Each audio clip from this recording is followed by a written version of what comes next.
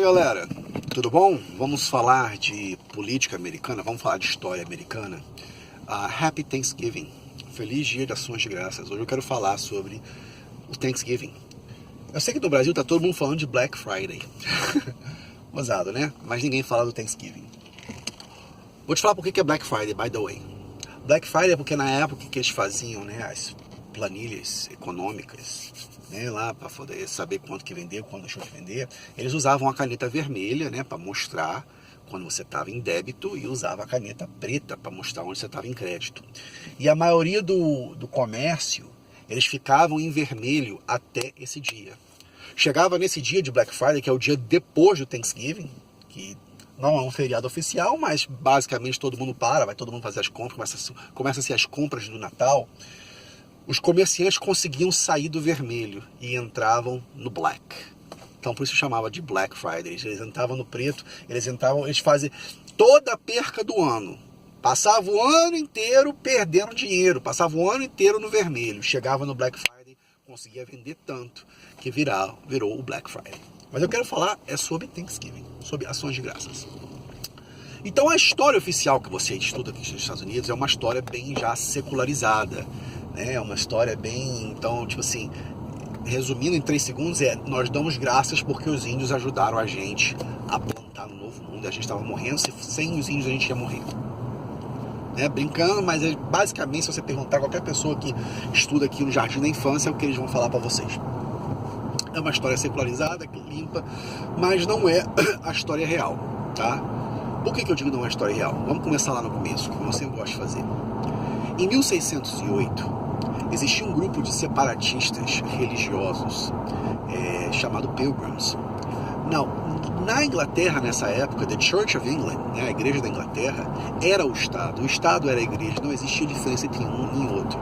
E a igreja da Inglaterra dizia que a sua autoridade, tanto cívica como espiritual, era incontestável. Se alguém tentasse fazer isso com o poder do rei, né, porque não existia diferença entre a igreja e o Estado, nem o Estado e a igreja, o rei mandava matar, o rei mandava caçar. Essas pessoas não tinham liberdade religiosa, não havia liberdade religiosa naquela época. Então esse povo de separatistas, altamente religiosos, separatistas do governo, agora aqui entre aspas, o que você chamaria hoje pessoas de altamente religiosas e separatistas do governo? Gozado, né? A história sempre se repete. Naquela época eles também eram chamados de terroristas, tá? Hoje, tanto no mundo, né, muçulmano, quanto no mundo aqui nos Estados Unidos, né, a extrema direita cristã, eles são separatistas, eles são terroristas. A história sempre se repete. Não existe nada novo debaixo do sol, diz lá em Eclesiastes. Anyway, esse povo, ele fugiu. O pessoal fala assim, os Pilgrims vieram da Inglaterra para os Estados Unidos. Tecnicamente é errado, por quê? Eles fizeram uma parada antes. Em 1611 eles fugiram da Inglaterra e foram para a Holanda. Eles viveram 11 anos lá na Holanda, quase um pouquinho mais que uma década na Holanda. E vivendo na Holanda, eles começaram a escutar eles falavam da New World, Novo Mundo. Existe esse lugar que é o Novo Mundo, que é muito próspero, as pessoas vão para lá e ficam bem. O sol aqui tá atrapalhando, poxa. Nem sei. Deixa eu baixar aqui, ver se melhora. Aí, melhorou. Então, nesse novo lugar, lá no Novo Mundo, as pessoas prosperam e tudo mais, e vão ir para lá. Já havia esse papo do Novo Mundo lá na Europa, tá?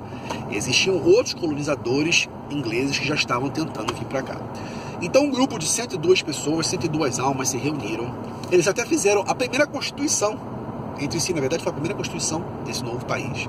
Chamava da Mayflower Compact. Foi um contrato entre si, um pacto que eles fizeram entre si, que falava até como deveria ser o comportamento, as diretrizes, como que seria durante a viagem, o que era esperado de cada um quando chegasse aqui. Então eles fizeram, Eles fizeram um pacto entre si, entre essas pessoas, e entraram nesse navio, saíram de lá no setembro.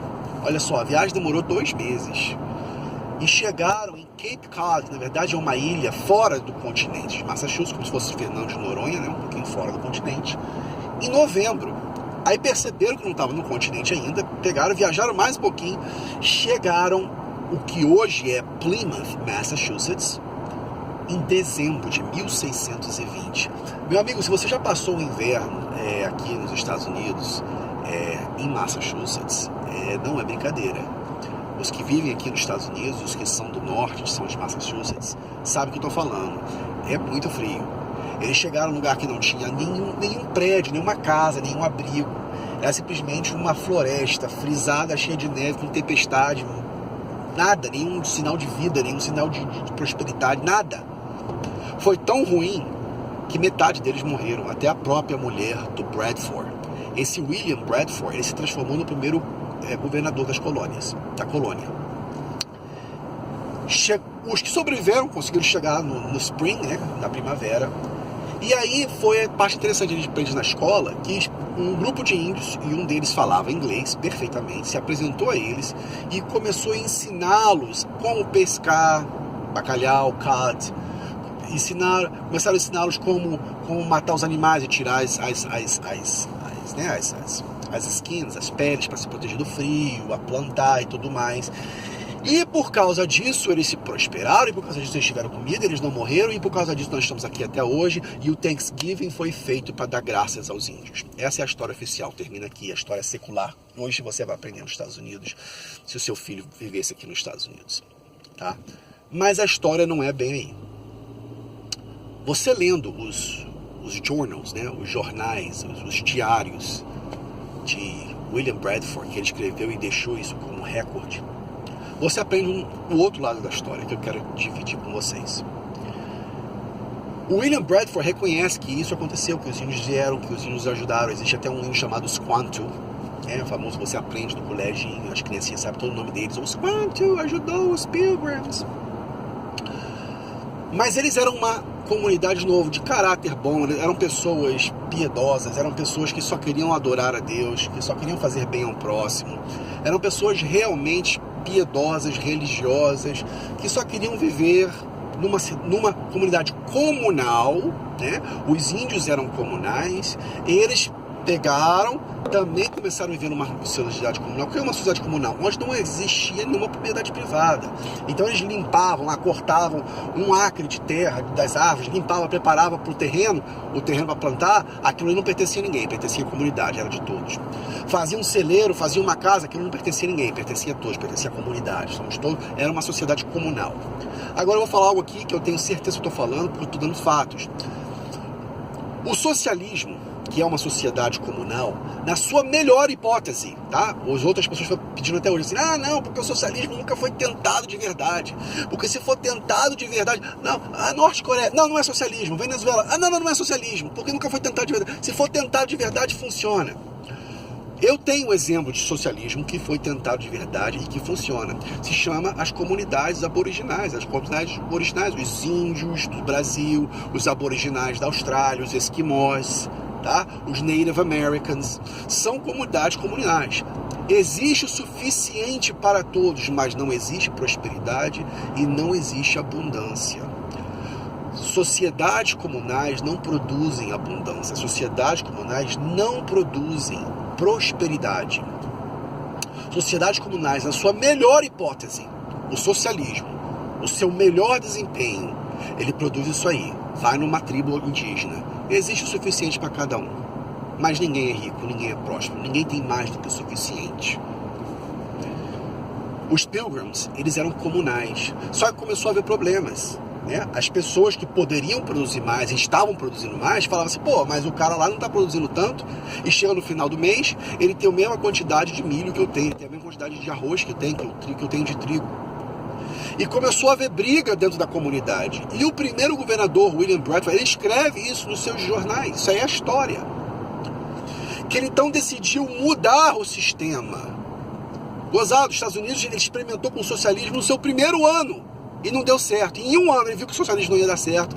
Eles implementaram, na verdade, o capitalismo. Ali nasceu não somente a fibra espiritual dessa nação, também nasceu a fibra ideológica e econômica dessa nação. Porque ele decidiu o seguinte: cada pedaço de terra agora vai pertencer a uma pessoa.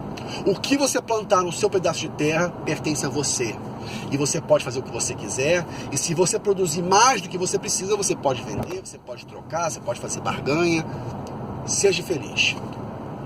A produção explodiu, a produtividade cresceu espontaneamente. Foi uma coisa incrível. Por quê? Agora as pessoas tinham incentivo para produzir para si e para poder ter um profit. Ali foi o nascimento do capitalismo. Os Estados Unidos disse não ao socialismo, não a uma sociedade comunal, e falou sim ao individualismo, sim a você poder produzir o que você quiser. E por causa disso, né, na época da colheita, baseado-se, de novo, esse povo era altamente religioso, baseado-se lá no Velho Testamento, nas festas das colheitas, onde as pessoas, né, na Bíblia, o povo de Israel, eles se baseavam no povo de Israel, como um povo separado, que tinha que adorar a Deus. Essa era a filosofia dos Pilgrims. Eles fizeram como se fosse a festa das colheitas, um jantar de Thanksgiving, um jantar de ações de graças a Deus. Convidaram-se os índios com os quanto trouxe 90 índios chegaram, apareceram, eles comeram, tiveram comunhão entre si. Tá? O Thanksgiving não foi feito para dar graças aos índios, o Thanksgiving foi feito para ter comunhão com o seu próximo, comunhão com os índios, mas foi feito para dar graças a Deus. Tá? Foi baseado na festa das colheitas. Esse povo era altamente religioso.